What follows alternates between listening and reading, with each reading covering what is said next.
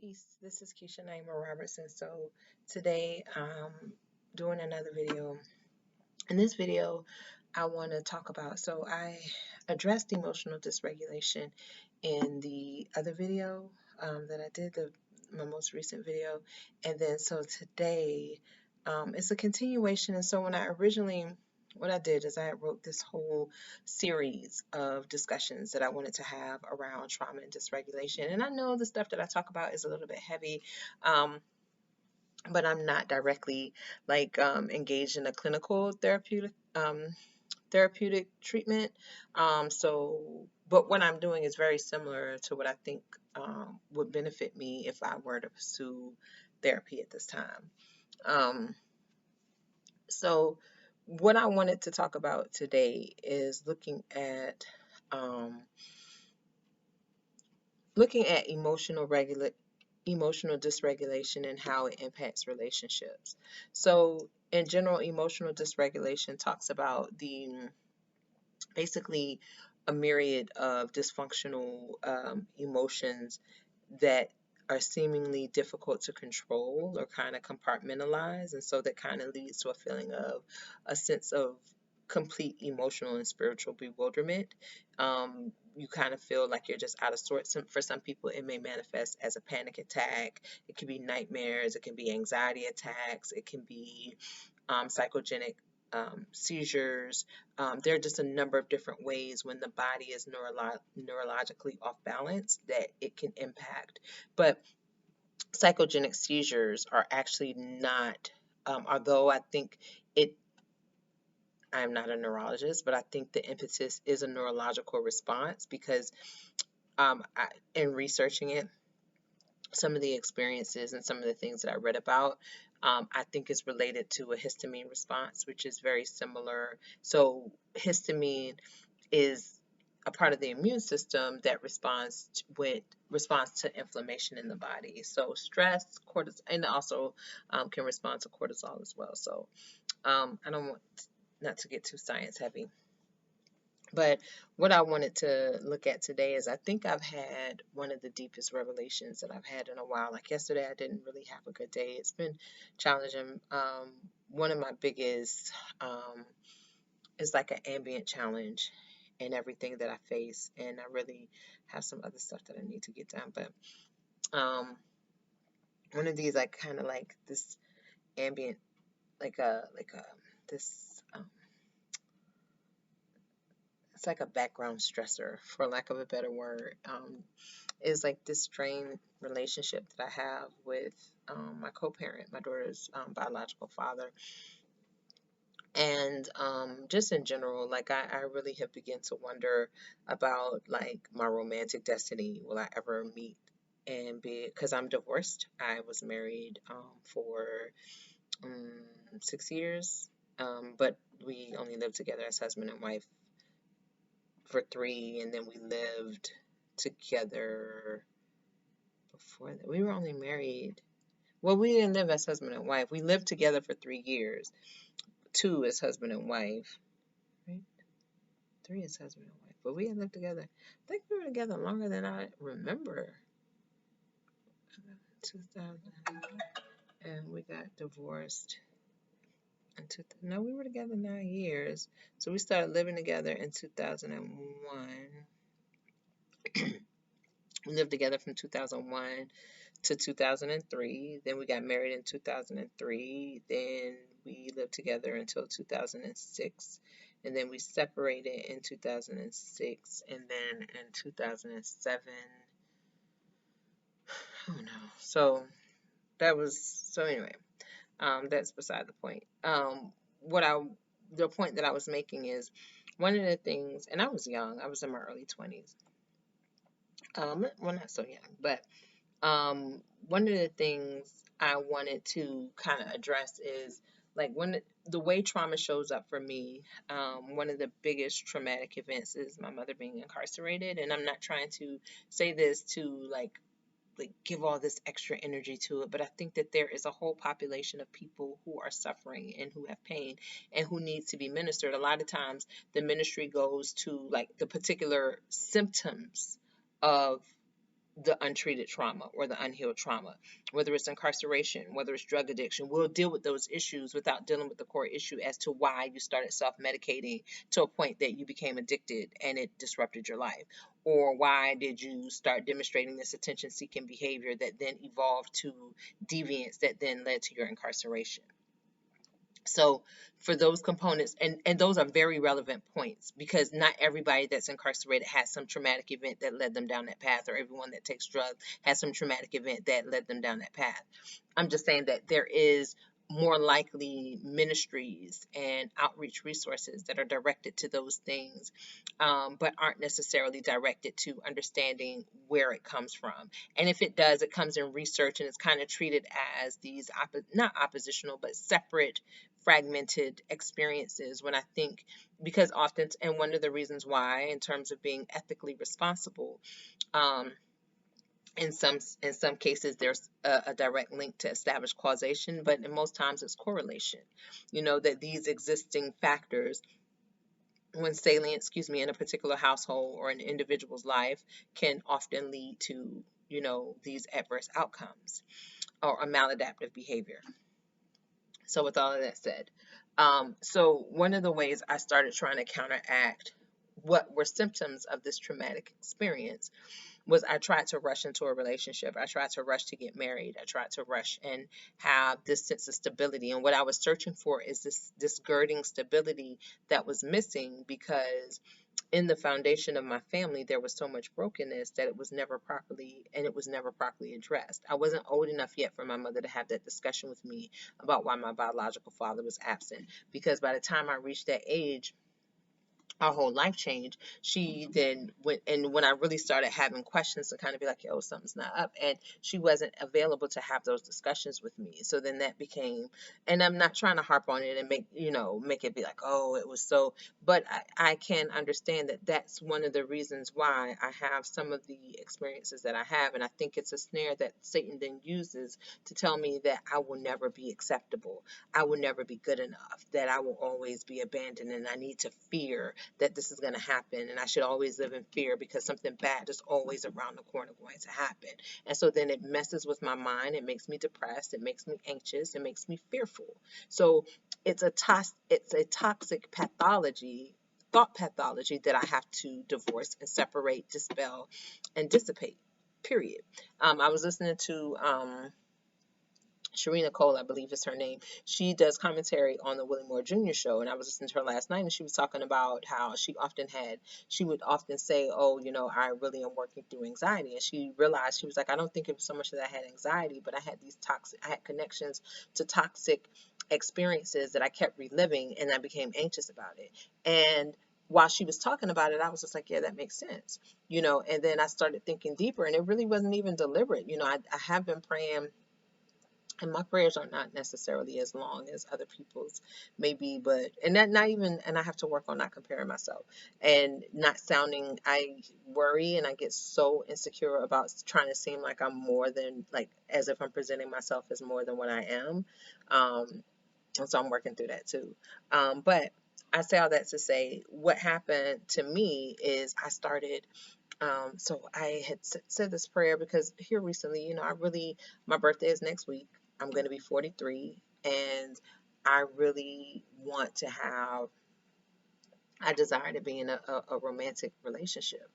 It's just at 43, what my standards are different. And not to say I didn't have higher standards. I just wasn't as diligent about them.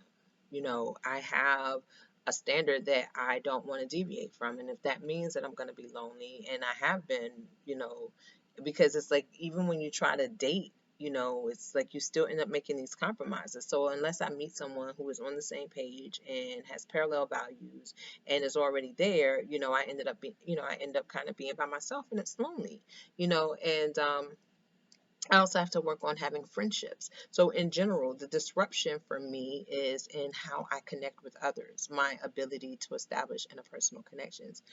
And it's not because I'm incapable or I don't know how. Like, cognitively, I recognize what I should do, but emotionally it becomes difficult because I have these memories of these feelings that like psych me out of doing it, and or being afraid, like the essential revelation that God gave me today, and this is quite personal, but I hope it would encourage someone to kind of think back, because and this is an exercise that Iyanla actually covers in the meantime.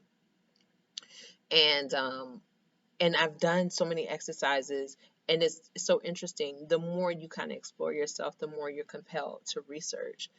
And so I am working, so I've been asking God, like, God, I'd like to really have a relationship. I want to have a healthy marriage. I want to have a healthier relationship with my daughter's father. And so one of the things I do, I watch TikTok for entertainment, but I also watch TikTok to see couples and see how they interact and see what's normal and see what's healthy, because I think my perception, my baseline perception of what love is and what romance is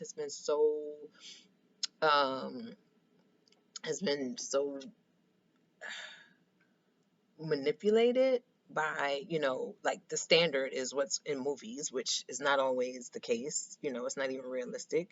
And then, not all of the day-to-day real life trivial trifles are, deal breakers. You got to be able to learn how to work through it.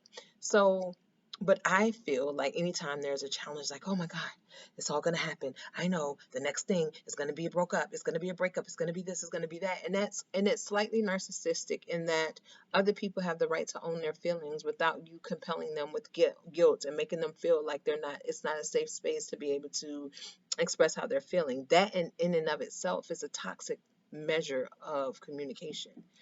So there's no way you can get healthy interdependence out of that. So I have to be mindful of it. And so I'm like, if I want to stop that, if that's one of the behaviors that makes it difficult, I need to understand why I'm doing it. So,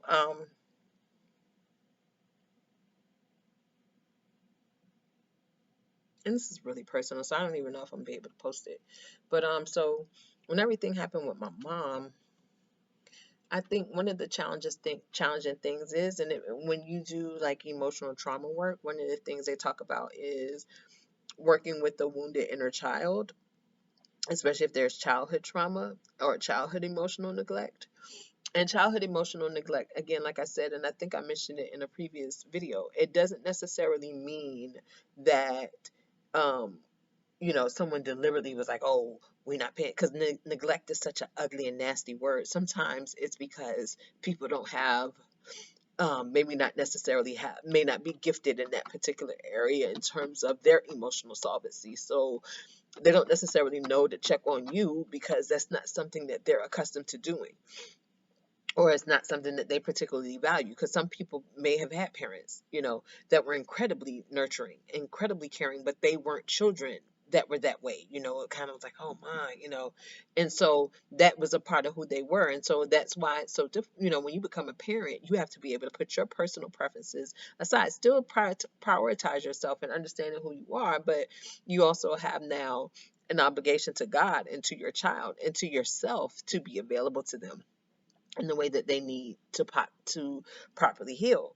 So, in terms of what happened, these things happened, and we talked openly, but we didn't, like, when everything happened with my mom, we didn't necessarily have a sit down discussion and say, look, the family is going to change. It's different. This thing has happened. That's not the way it happened. So for a long time, we didn't really know what was happening.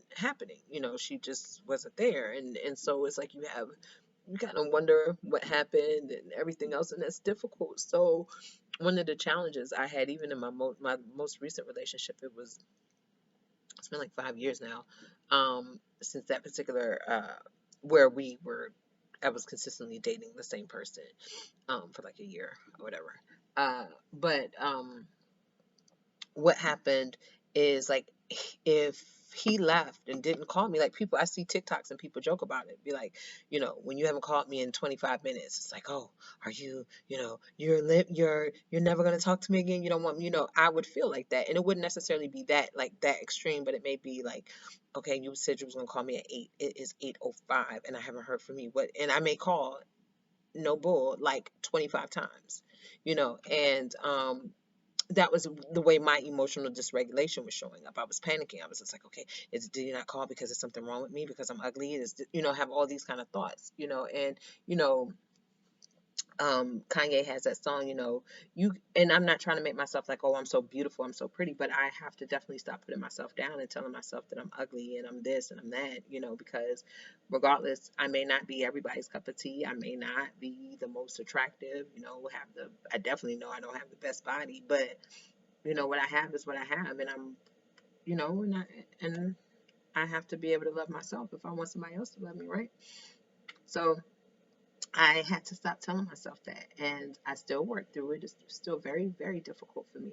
Kanye has a song, the prettiest people do the ugliest things, and it all falls down. And he has that Lauryn Hill sample in it.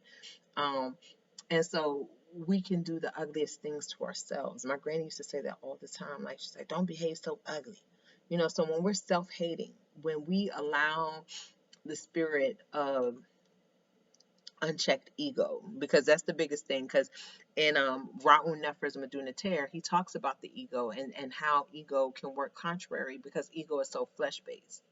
So unchecked ego can really work against you. It can lead to self-exhaustion, and Christianity is called self-exhaustion, self-exalting. It talks, I think Jesus gave the parable of the person who is invited to dinner and picks the best seat for himself, you know, and when the time comes, the host has to ask him to sit somewhere else so that he can let the desired guest he want actually have that seat. So it's don't put don't promote yourself over above what God has for you. You wait and allow yourself to be appointed to those positions, um, in those places, and not necessarily going out always to seek high places. So, yeah, so I was kind of sitting back and being like, and it just came to me. I have a couple couples that I like to watch specifically. Let me pull them up. One is the Elises. It's Kay and Duvall. I love the way he dotes on her, and I think God is doing a thing where he's bringing back, and it may seem like in a more worldly fashion, and I'm not calling that particular, they have a podcast together, and they talk about all kind of, the mundane, some deep stuff, but then also just the mundane thing of being married. He may do a YouTube post about his man cave, or about how much he loves his wife, or how just the way they talk, it's not like this idea that marriage is a ball and chain, and because you get married, your wife is going to turn into an old maid, and she's not going to keep it fun, and she's not going to keep it interesting for you. I think they really challenge that. I think Megan Thee Stallion, Cardi B getting married, Cardi B and Offset, Jay-Z and Beyonce. You have these high profile, Alicia Keys and Swiss Beats. You have high profile couples who are married and staying married and talking about their marriage and doting on one another in public. Denzel Washington and his wife, I think, have been married. Samuel L. Jackson and his wife have been married for several decades, and talking about how you make a healthy marriage work. Gabrielle Union and Dwayne Wade, where it's fly and it's sexy. Sierra and Russell Wilson, it's fly and it's sexy to be married. It's not. It's no longer, just and they're still exhibiting, traditional values. Nicki Minaj, Nicki Minaj isn't using nanny and all these different things. So I think in all of these things, I think that God is really restoring the sanctity of marriage right before our eyes in a manner it's like hidden in plain sight. And that's not even knowing it, because, in terms of what the church ministry is doing, there's a whole cross section of the population that won't be reached because they don't feel that they fit into a pew. So, but they'll listen to Megan Thee Stallion, and they'll listen to Cardi B, and they'll listen to Offset, and they'll listen to Beyonce. And so God said, I will use, and I was listening to this, I think his name is Kevin Gates. He was talking about having a moment where he wanted to, you know, to commit terminal self-harm against himself. And he said, God used this person to kind of come up to him randomly. He's walking out the gym, getting ready to do what he's going to do. And this person says, oh, yo, I love your stuff, man. It's kept me alive. It's kept me from doing some really, really bad things. And, he was just like, for real, and he was, and God interceded. And so I think that God loves us so much. God loves us so much that he is doing whatever it takes to bring us back into the fold, because that's when heaven rejoices. And so when we look at people and we're judging what's sinful and what isn't, we need to really check ourselves. And I am speaking to myself. I am speaking to myself. even when I judge myself, about my experiences of the things where I'm like, God can use that, because there may be some women who aren't able to talk about it, but may listen to me if they ever hear this and say, oh, I can identify with that. And maybe that's why I'm feeling the way I feel. And even if they don't speak to me, reach out to someone that they trust to confide in, to get them to that next level to heal. Because God did not give us a spirit of fear. God did not give us this idea, create us to live these lives filled with affliction and worry and hurt and injury. That's just not what God designed. And, you know, we just have to face that demon and tell that devil and call that devil the liar that he is, because that's just not what God designed. Yes, Jesus does describe his cup as a bitter cup, being persecuted and then crucified, and saying, hey, it's going to be this. But then Jesus also said, my yoke is light. Why? Because you shouldn't worry. He was like, the day you're captured, the day they take you into captivity or prison or jail or whatever, don't worry, don't fret, because I will, the Holy Spirit will give you the words to say. That's God's promise to us.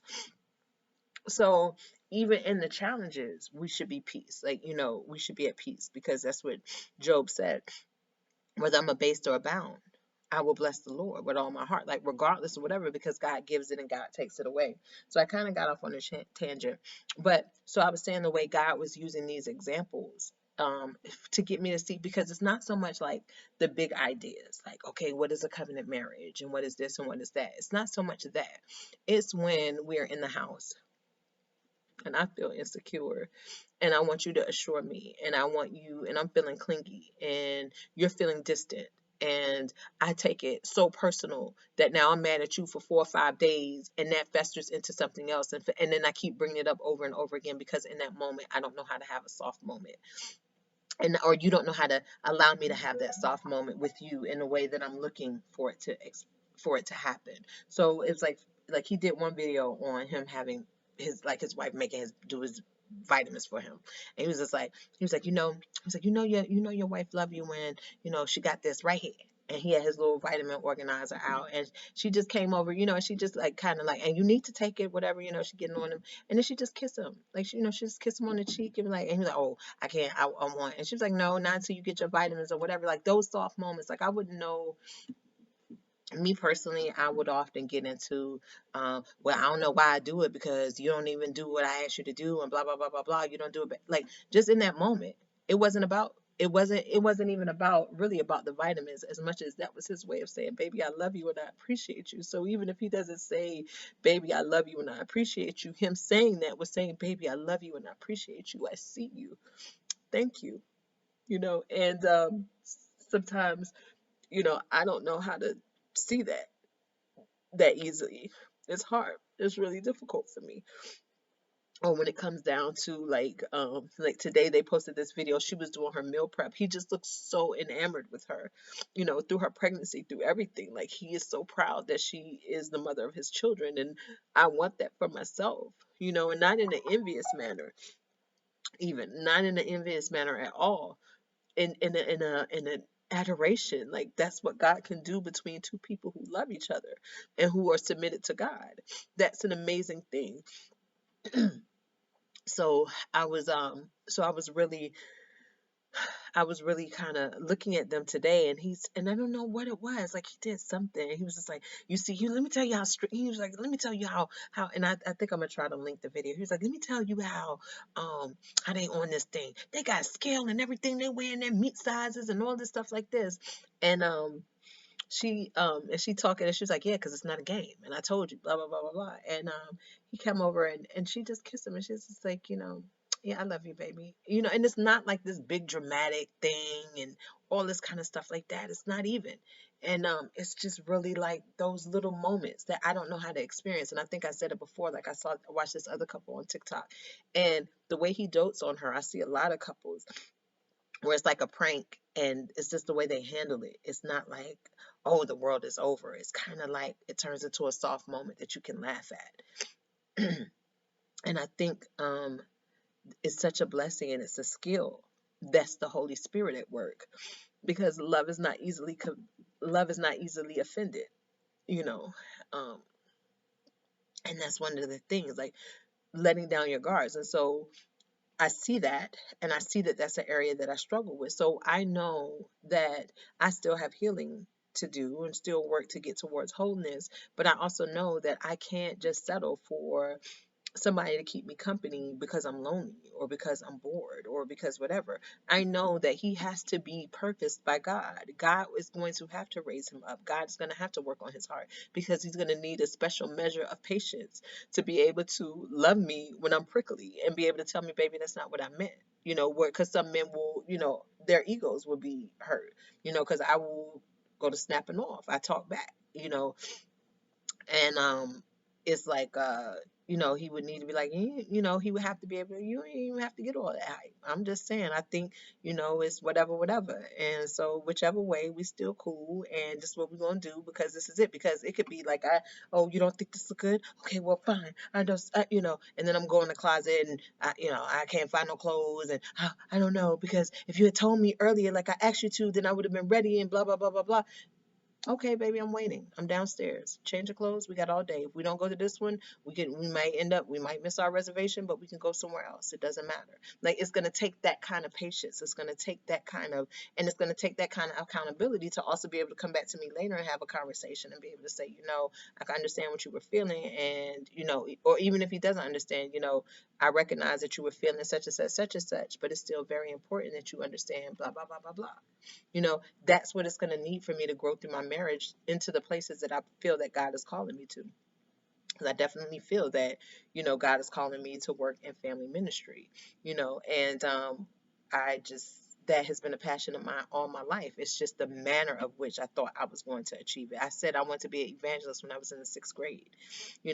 I said that I wanted to be an attorney, which was, I was saying, I want to advocate for people who cannot speak up for themselves, and I want to make a difference.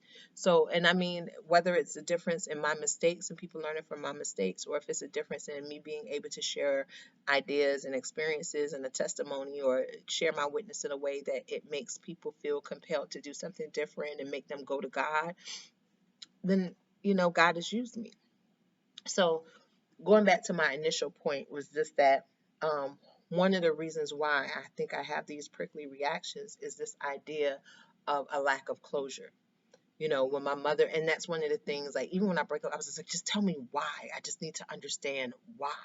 So that's why I don't know if that's like an autism's a neurodivergent thing, or if it's um, psychological, because it was the lack of closure for when everything happened with my mom. I never got the closure of being able to understand, well, I can't say never. We had some discussions about it, but I think by that time, the wound had already been emblazed into my mind, into my heart, and into my mind that, people are going to leave and they won't come back because it took so long. And then it wasn't that, it wasn't like she was able to just come right back to me, you know, and not only come back to me, but come back to restore the experience that I was used to as a child before everything happened. We sat down and had dinner as a family every night, even if we were eating out and eating subs, even if my dad, because my dad was in the military, even if we went to post to take him his and we sitting on the top of the car, but that was our time. We communed as a family, and so it went from that to being something different. And I feel challenged because he has reconnected and has a new relationship, and it's challenging for me because a part of me feels like a traitor. I feel like I betrayed my mom. I betrayed the idea of what it is to be a family, and that feeling has been there all my life. But because we did not create a space where we had those kind of discussions about what we were feeling and how we were responding to this experience, we all kind of like acted as if it wasn't happening. And because it was a big ball of stuff. It was like a big ball of rubber bands. Which one do you pull off first to get to the essential one? And you could keep pulling layer and layer and layer and still not get to the core. You know, so I can recognize that. And I mean, and there are a number of reasons, and so I recognize that that's a reason why. And so some of the things, so when I did reconnect with my mother, she had a lot of unresolved internal conflict about her experience and about feeling, going through it, feeling alone, and it caused her to put up walls around her heart and mind in a way that made her less emotionally available and emotionally accessible. Because that pain, that deep, I get it now. I didn't understand it when I was younger, but I understand it a lot better now than I did then. I understand it a lot better now. And I understand it a lot better. And I'm just saying, like, I know that for me, like, she was just like, oh, well, you can't rely on men, and so as much, and not just that, not just her, my dad would say too, like, men, they're gonna do this, they're gonna do that, do this, you know, so these ideas of being taught values, like, you have to do it for yourself, you have to be this way, or you have to do this, or you have to do that, and me even being hard on myself and saying that I'm weak if I depend or ask people for help or do stuff like that. And I really try hard not to enable my daughter, but to let her know I'm present and I'm there the best that I can. And so sometimes when I can't get her dad to understand, like, because we didn't know each other very well before we conceived a child, and he just doesn't, I don't know, he doesn't understand, I don't know. So it becomes this reaffirming thing constantly that I'm not good enough and I'm not worth the investment and I'm not worth, that I'm a burden, and you to even invest the time to have a conversation with me is too much, is which is one of the reasons why I started having these videos, because what I would do is by the time I get someone had a captive audience, it was like I'm unloading. And so learning, like, watch these videos, and women who are soft and husbands who are accessible, and not everything is brash and hard and you know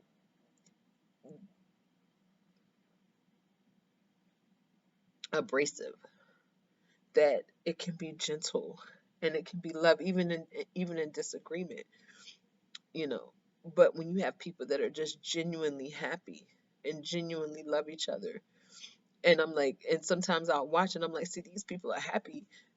They're happy people, genuinely, like, genuinely inside, not putting on a mask, not fronting. They are just genuinely happy people. I'm like, God, make me happy. Make me like that. I want to be like that.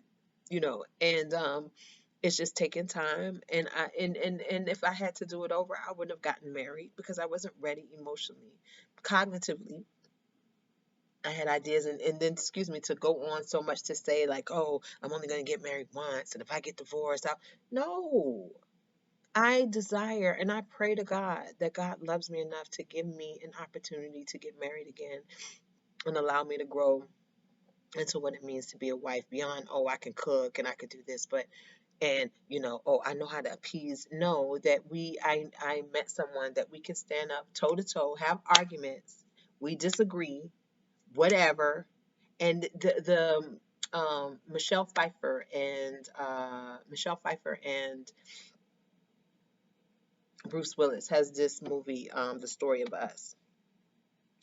If you're dealing with in a marriage where you're having interpersonal disconnect or challenges, that's a really, really good reference, because that's what they talk about. I mean, they have throwdown arguments and all this stuff, and they have this standard that at the end of the day, this is what it comes back to. And so I'm just gonna leave it at that because I don't want to spoil the movie. But I pray that I can find that love. I pray that I can find that love where I can stand as I am, imperfect and everything that's wrong with me, and just have someone genuinely look at me, like, and still be willing to find a pedestal to put me on for him. Not that I have to be on a pedestal to anybody else, or not a pedestal that makes me better because he puts me on a pedestal. But I have no problem submitting and kneeling to him as my husband. So it's not about either one of us being taller than the other or being bigger than the other in any given moment, but it's about an appreciation for my role and function in his life as a healthy addition, and his desire to protect and be a covering to me. And so I believe that I'm worth that. And for a long time, I didn't think I was, and I still struggle with it.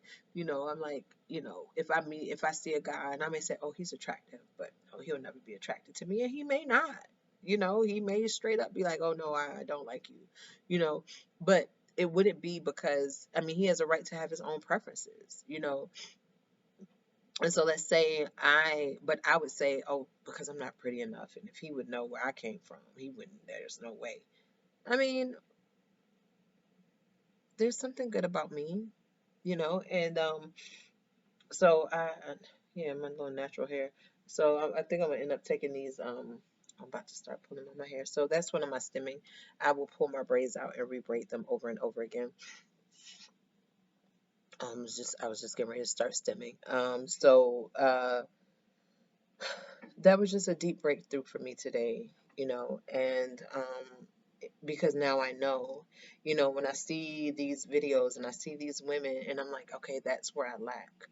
Not just the big gestures of I'm gonna wash your clothes, I'm gonna do this. No, just in that moment to say, oh, I know he's recognizing, he's saying thank you, or that soft moment where I don't know, I can't explain it. It's just I just know where I need to. I just know from watching a number of different women, like this other couple.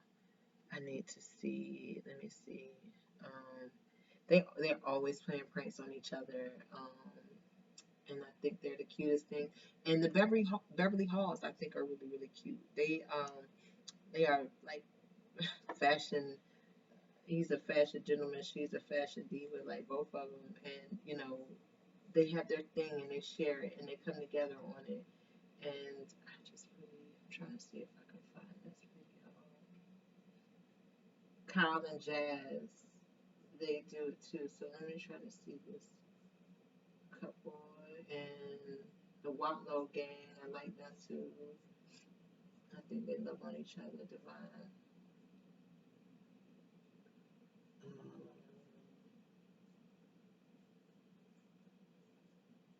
I'm hoping I can find the name of this couple because they are the cutest. They do the cutest little they have the cutest little pranks and stuff.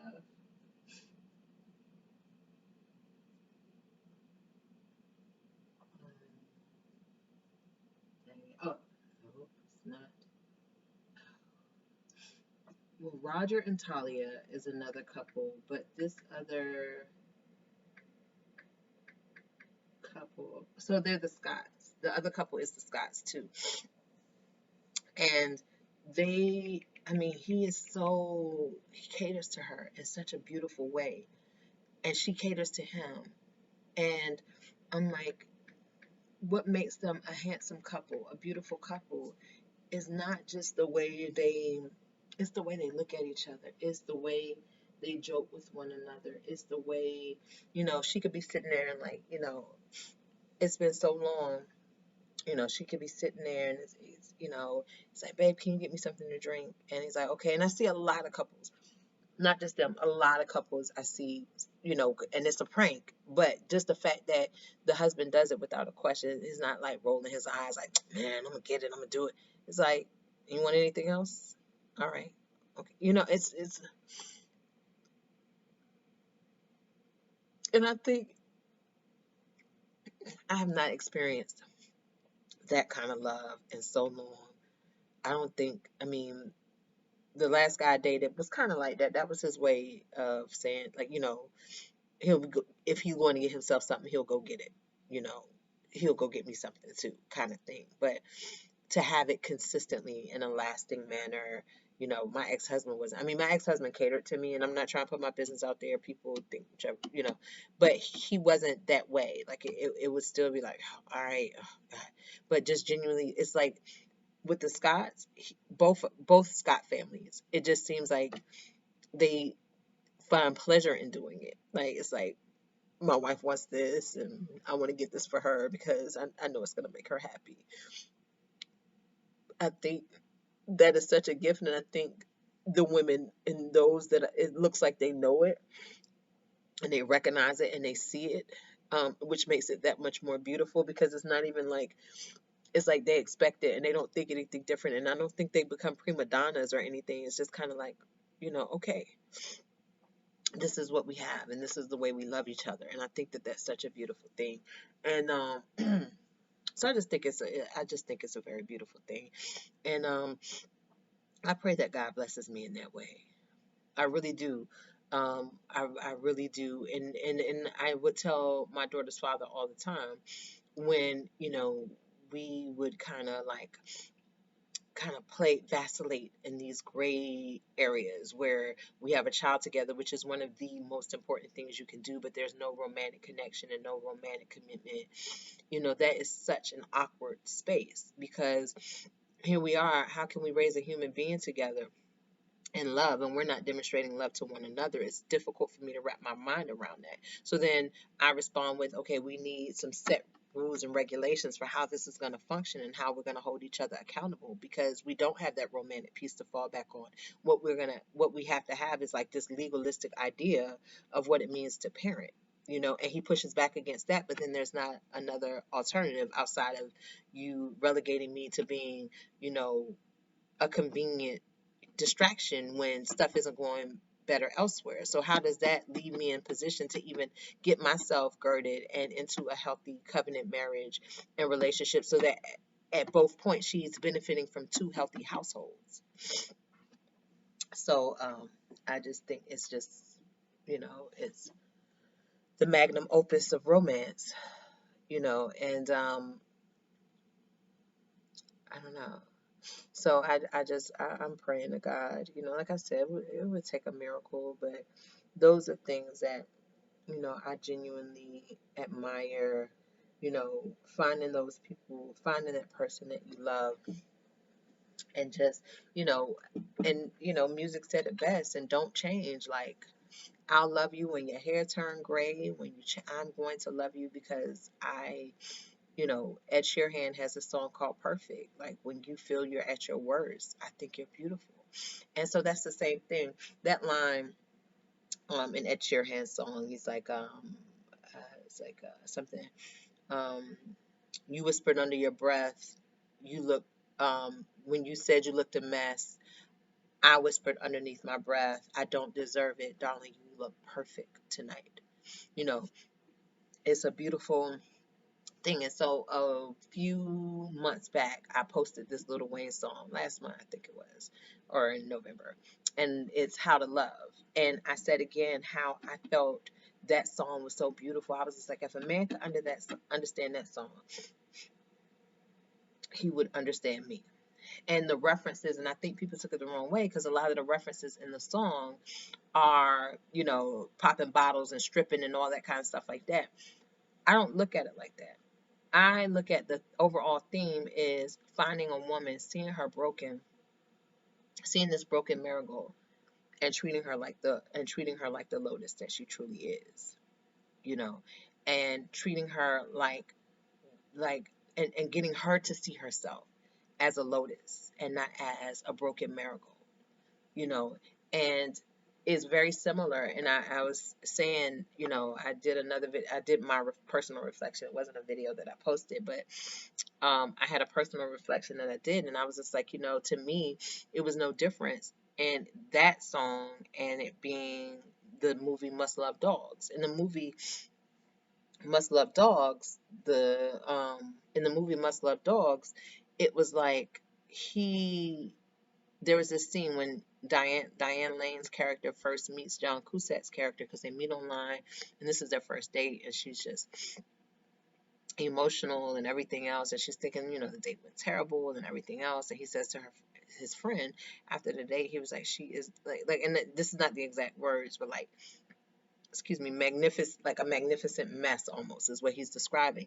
And I think that that's the same thing Lil Wayne was doing, but if we put it take it out of the context of Ebonics and the references that are germane to his, dominant experiences, he's talking and he's speaking to an audience that's what they can relate to. When you see a girl, and even, you see a girl and she dancing and she doing this or she drinking or whatever, it doesn't always mean that, she just wants to be promiscuous. Sometimes there is pain, or that she's hypersexual, or that she wants to be hypersexual, whatever. There's pain that's unaddressed for whatever reason that she's searching for. And a lot of times people are, oh, you got daddy issues, or you got this, or, and the fact of the matter is we all have issues that make us feel uncomfortable and that make us vulnerable. And we're only vulnerable because we're not acknowledging that that's an area that we need to develop. So it's just like, whether you're a man, I could use a sports reference. If your defense has a vulnerability in it, and you just keep playing games and you're not recognizing you may be able to, if your offense is strong enough, you may be able to work around it, for a few games. But all it takes is for somebody to have study your reels, study your highlights, and they'll be like, okay, this is how we're gonna get them.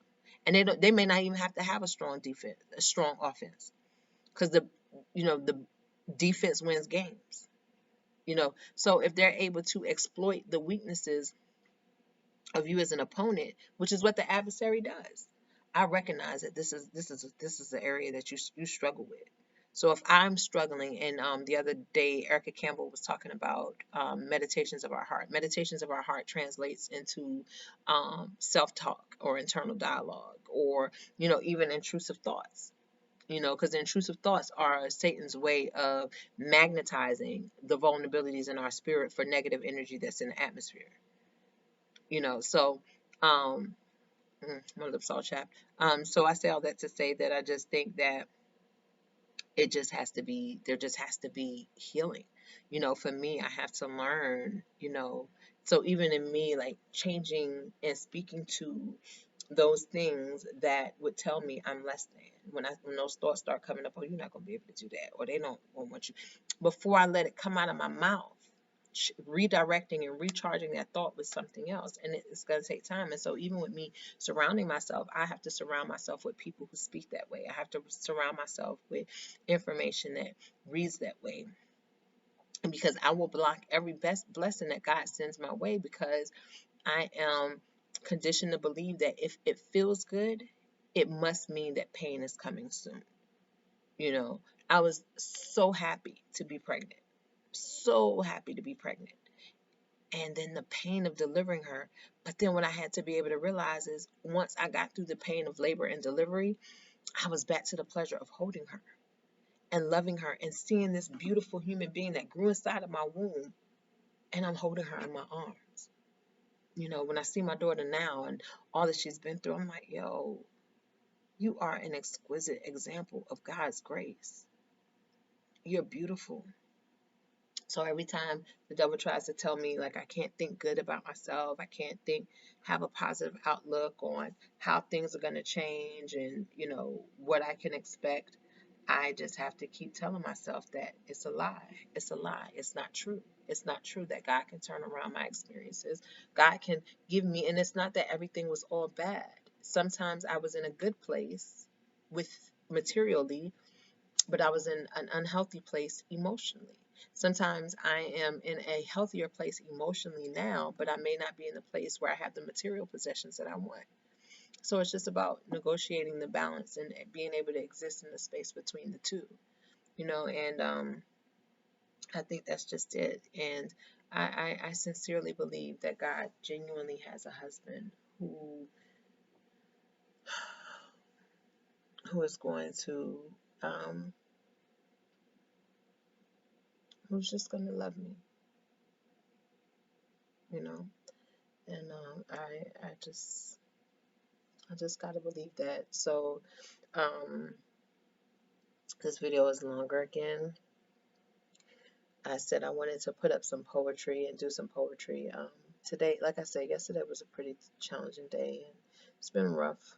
I usually try to write through it and process it, but I think God made it rough to give me that revelation. Finally, God, like, just, and I know it doesn't seem like it's a really big one, but just this idea of it not being complete, and the feeling that, what happened to my mom as she went through something challenging. So beyond the abandonment issues, just learning from her experience that this is what, you want to protect yourself from, or you want to do this, or you want to do that. And, my mom was pretty independent too, but I think, just all of the rhetoric and propaganda around, why things happen and what was supposed to happen and what was this and what was that, that it took away a certain softness of just trusting and believing that something good can come, and that, um, and when it does come, it can be beautiful. That fairy tales happen for women like me too. I'm imperfect, I'm broken, I got issues, I got stuff going on. And I there was a point, I kid you not, like I was looking for a husband, like I wanted to be married, and I'm like every person I met, it was like, could this be a person that I can potentially marry? And I'm not that bad anymore, but I do still desire it so much. And it's not so much now just looking for a husband as much as it is waking up every day expecting a miracle. Like today will be the day. Maybe today it'll be in the most surprising way. I'm gonna get swept off my feet and I'm gonna get married.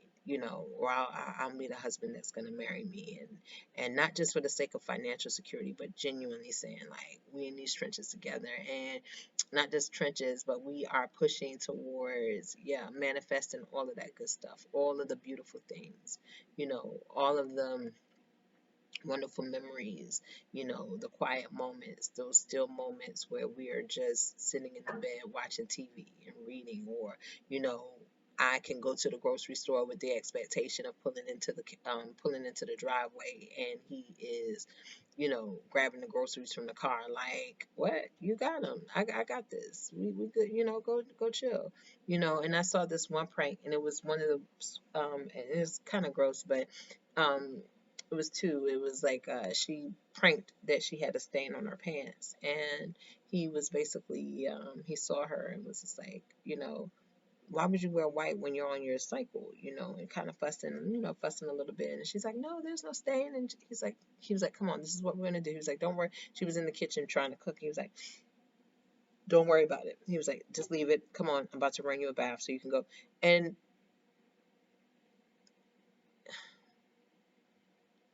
that's a different kind of love. That's a love that's, it's not a diamond. It's not, and not to say that, having nice jewelry or having finer things, but when he just cares, he cares about you, he cares about how you feeling, he cares, and not just like, superficially, like, oh, and not to downplay anything, but just when it's in those moments, like, you all right? Or, I know this must have been difficult. Like on Runaway Bride, he kind of says to her, like, you know, he says to her one day, I'm like, this is after, he's gotten to understand her a little bit better. He says to her, like, I wanted to be here for you because I thought it would be difficult. And he just stood up for her in a way that no one had ever done before.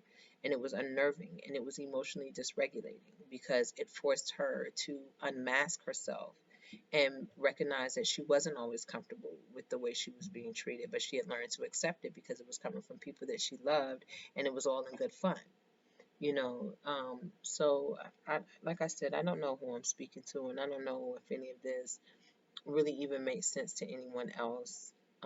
Or if, I felt like I had such a big revelation. Somebody else, it may not seem like it's very valuable, but that's just what I'm feeling right now.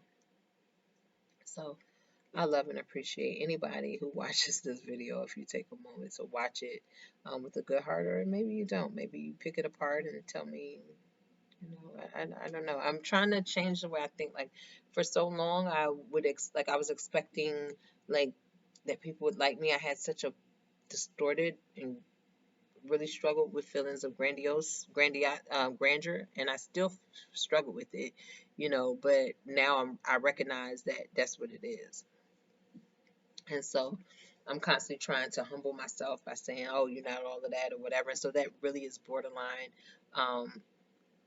Abusive toward myself and self-harming in terms of my emotional wellness. So trying to work through it and figure out what that means. But in the meantime, again, I just want people to know that if you're struggling with these ideas and feeling less than, I just want you to believe that you're not. We are all beautifully and wonderfully made on purpose, with a purpose, deliberately constructed to do amazing things.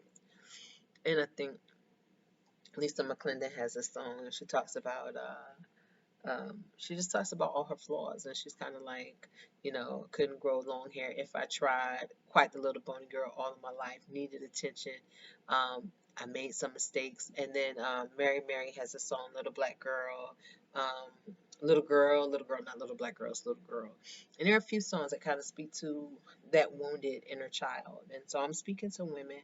I'm certain that there may be some men that may pull some information out of this, but if you're a woman and you're struggling with these feelings, just know that you're not alone.